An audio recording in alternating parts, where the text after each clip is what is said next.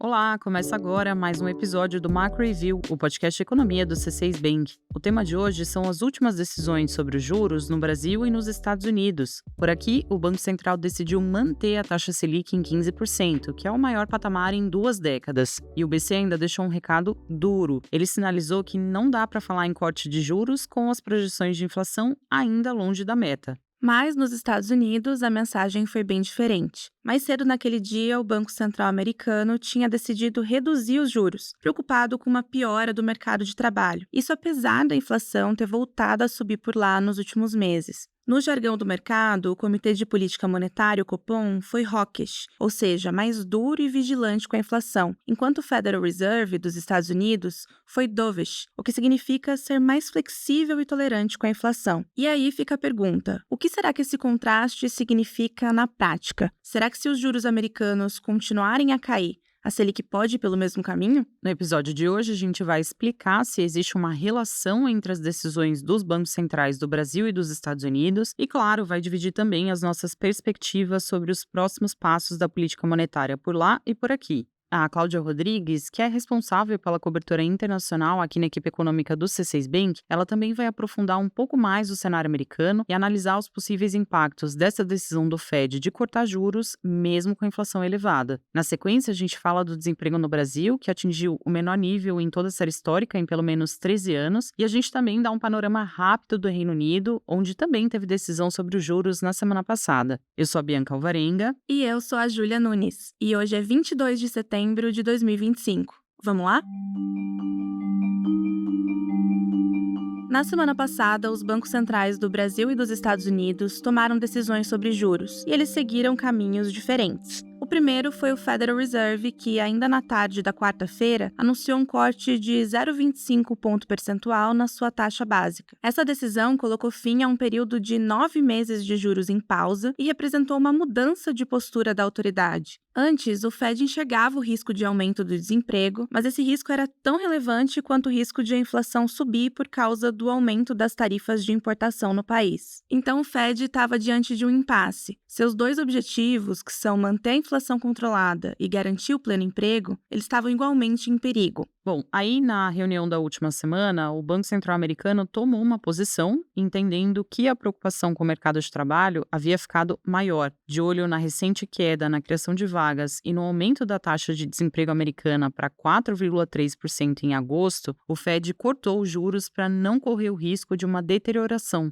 Inclusive, o Jerome Powell, que é presidente do Fed, ele disse, abre aspas, quando os nossos objetivos estão sob tensão, é necessário equilibrar os dois pontos do duplo mandato. Os riscos para o emprego aumentaram e a balança de riscos se moveu. Fecha aspas. Essa mudança de postura do Fed foi evidente e rápida. A mesma maioria de diretores que tinha decidido manter os juros em pausa na última reunião, em julho, agora optou pelo corte. Somente um membro não votou pelo corte de 0,25 ponto percentual, o Stephen Maran, que foi recém-nomeado ao Fed pelo presidente americano Donald Trump. O Maran se posicionou a favor de uma redução maior, de 0,5 ponto percentual, mas foi voto vencido. Agora, como será que isso tudo se relaciona com a nossa economia, hein? Bom, essa é a hora que a gente começa a pensar naquela pergunta que a Júlia fez aqui no começo do episódio, que foi, será que o corte de juros nos Estados Unidos vai preceder uma redução da Selic por aqui? Olha, em geral, movimentos de corte de juros nos Estados Unidos tendem a abrir caminho para reduções de juros em outros países. Isso porque as condições financeiras externas passam a jogar a favor dos bancos centrais. Por exemplo, quando os juros americanos caem, o dólar fica mais propenso a perder valor frente a várias moedas, inclusive a nossa, e um real mais forte ajuda a controlar a inflação. Então, com o discurso mais brando do Fed, a grande questão passou a ser se o Banco Central também ia dar algum sinal de alívio aqui no Brasil. Mas não foi isso que aconteceu, como a gente falou, né? No mesmo dia em que os Estados Unidos anunciaram um corte de juros, o Copom decidiu manter a Selic em 15%. E olha, a decisão em si não foi uma surpresa, mas a comunicação do BC foi em algum grau inesperada. Como a gente falou, havia uma expectativa de que a autoridade iria amenizar o tom do seu discurso, preparando o terreno para, no futuro, a Selic começar a cair. Mas, na contramão do que se esperava, o Copom não deu nenhum sinal de que um corte de juros está sobre a mesa. Pelo contrário, a autoridade fez questão de repetir que a Selic deve seguir elevada por um período bastante prolongado, nas palavras do próprio comitê. Então, isso afastou as apostas de um corte de juros ainda em 2025.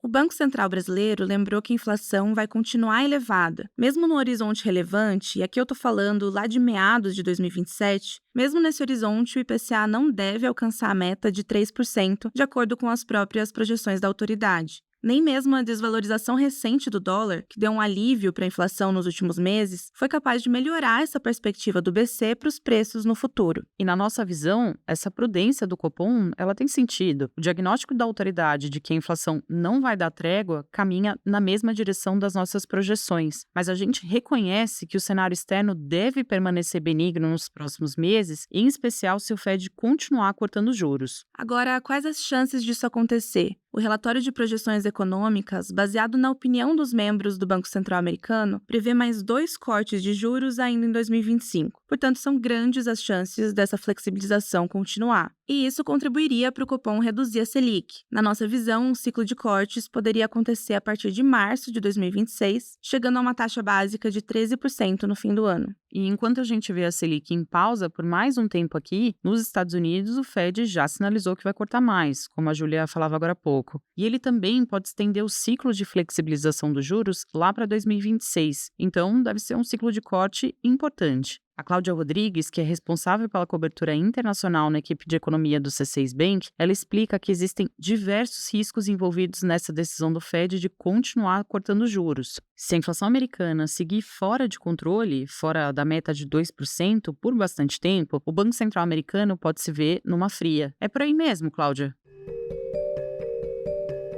De fato, Bianca, esse é um cenário que traz riscos, principalmente quando a gente considera que o Fed já sinalizou que não deve parar por aqui com o corte de juros, por causa do risco do desemprego subir. O relatório de projeções, que é elaborado com base na visão dos membros do Comitê do Banco Central Americano, ele indica 3 cortes em 2025, contando com o que foi feito na semana passada, um corte em 2026 e outro em 2027. Com isso, os juros americanos cairiam por perto de 3% em um horizonte de 2 anos. Existe sim uma preocupação com essas projeções, porque a inflação americana não está num patamar que inspira tranquilidade. Basta lembrar que os preços voltaram a subir nos últimos meses, em parte por causa do encarecimento dos produtos afetados pelas tarifas comerciais. O núcleo do PCE, que é o índice de inflação que o Banco Central americano observa mais de perto, ele está próximo de 3%. Ainda fora da meta da inflação, que é de 2%. Se a alta da inflação for uma situação temporária, como o próprio Fed acredita que vai ser, então o desfecho pode ser positivo. O corte de juros estimularia a economia, sustentaria o emprego e os preços, com o tempo, voltariam para a meta. Mas existe o risco da situação se mostrar mais adversa. Cortar os juros com os preços elevados, como está acontecendo agora, pode tirar de vez a inflação dos trilhos.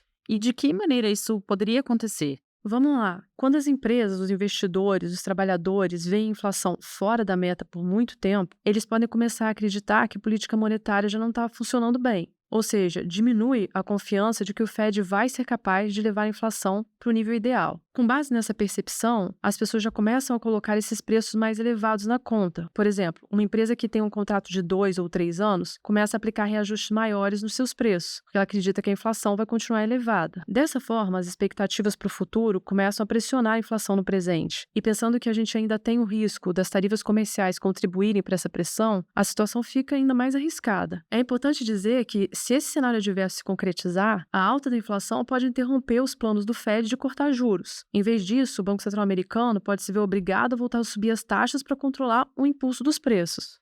Ou seja, o resultado pode ser justamente o oposto daquilo que o Fed espera, né? Exatamente, porque subir os juros significaria frear o crescimento da economia, causando assim um desemprego ainda maior. É por isso que a gente acredita que existe uma chance considerável do desfecho dos cortes de juros nos Estados Unidos não ser tão positivo quanto o Fed espera. Não dá para ignorar que existem diversos riscos sobre a mesa. É muito importante considerar que o cenário americano pode mudar muito rapidamente nos próximos meses.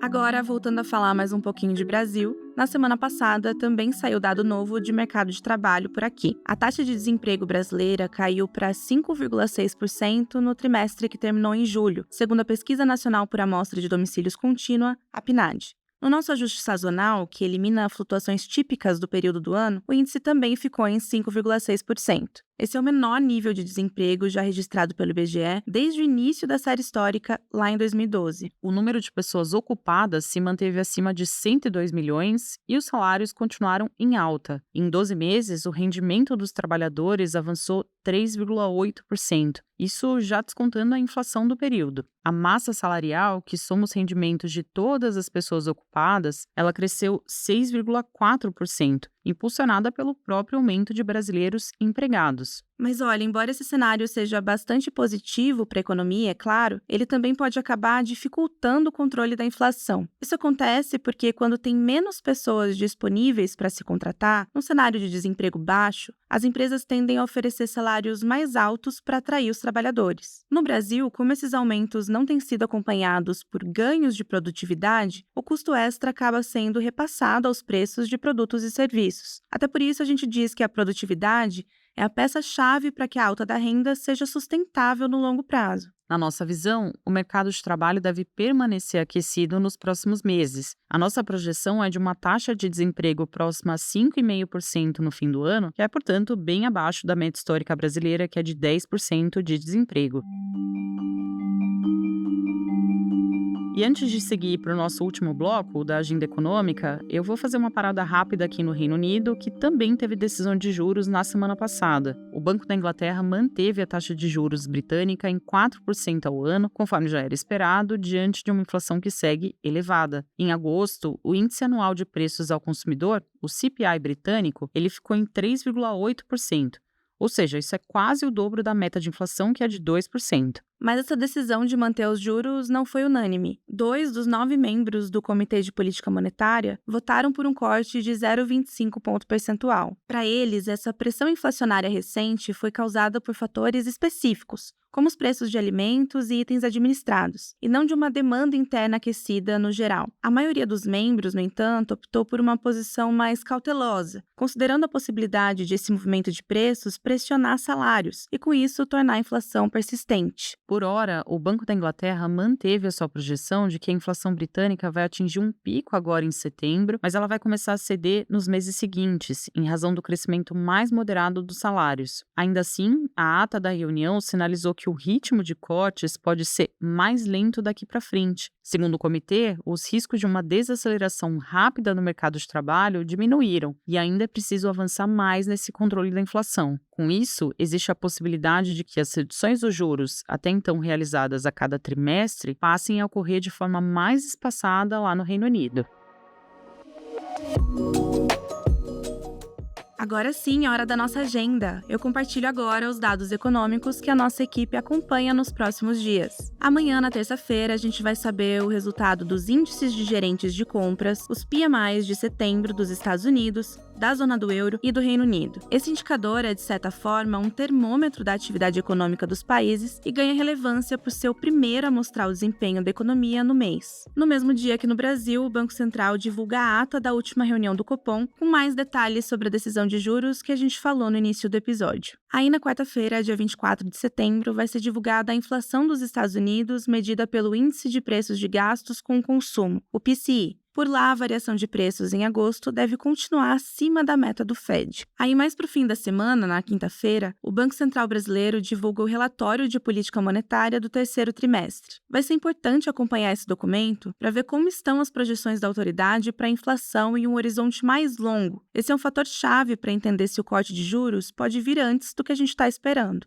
E ainda na quinta, o IBGE divulga o IPCA 15 de setembro. A gente projeta uma alta de 0,56%, já que esse mês não tem mais o desconto do bônus de Itaipu, que aliviou os preços das contas de energia elétrica no mês passado. E por hoje é isso. Foi um prazer ter você com a gente aqui nessa conversa. Se você curtiu o conteúdo, não esquece de seguir para não perder os próximos episódios e manda para aquela pessoa que também gosta de entender melhor o que acontece na economia. Quem faz parte da equipe econômica do C6 Bank são o Felipe Salles, a Cláudia Cláudia Moreno, a Cláudia Rodrigues, o Eliezer Jacobi e o Felipe Mack. A produção e o roteiro são desse time junto comigo, Bianca Alvarenga, e com a Júlia Nunes. A edição de som e a gravação ficaram com a Marina Kubiak e a divulgação nas redes sociais é da Sabrina Munhoz. Lembrando que você pode seguir o Macro Review na sua plataforma favorita de podcasts. Assim, quando a gente publicar um novo episódio, você vai ser notificado. É bom para quem quer ficar por dentro da economia e para quem quer conhecer uma visão original dos fatos econômicos. Uma boa semana para você e até a próxima!